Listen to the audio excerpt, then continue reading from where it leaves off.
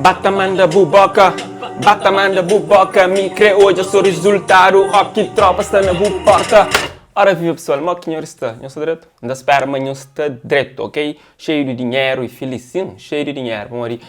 Epá, hoje já trazemos um videoclipe que o rapaz mostra 1000 conto. Rapaz que você está brincando aqui, assunto é ostentação. Se você aguenta, você não boa, é só hoje. Ok? Mas também te trazer outras novidades que talvez passou despercebido. Já eu sei naquele programa preferido, que eu perdi, novidade crioulo.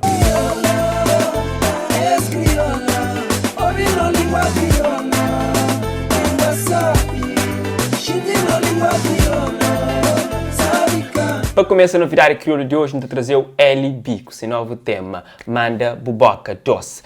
Essa música conta com produção de LG Beatskiller. Camisa Flow. Coisa que LG põe dedo, já eu sei, mano, não. Então checa um cheirinho e videoclipes na YouTube, já.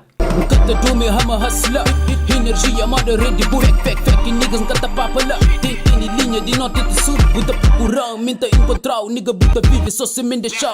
Gostem de trazer o single Irresistível. Essa música de Da Lomba conta com a participação de El Puto G. Nós checa um cheirinho. Maluco, não chegas perto de mim, porque eu não sei se eu vou resistir, eu estou confuso. A música também que se sabe, ela é Caminhada, de Elocin. Ela conta com a participação de HK Noske Rigid. Acho que é assim que está pronunciado.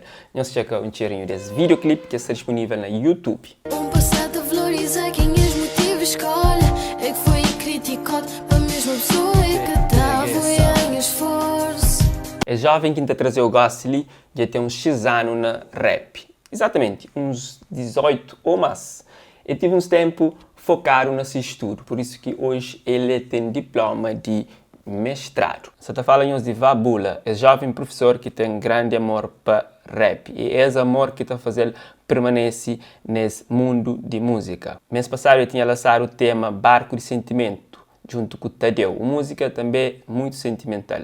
E gosto é bem lança tema TPC, no estilo drill, um ritmo mais forte. E rapaz, que perde tempo, para que o assunto é ostentação. Imagina, nesse videoclipe, eles mostram lá 1000 conto. Essa informação foi confirmada para o próprio artista. Bom, se ele está 1000 conto ou não deixa vir o passo e fica assim, tem outra conta nota. Se fica interessado, o videoclipe dessa música já se roda na YouTube. Exatamente, Vabula TPC.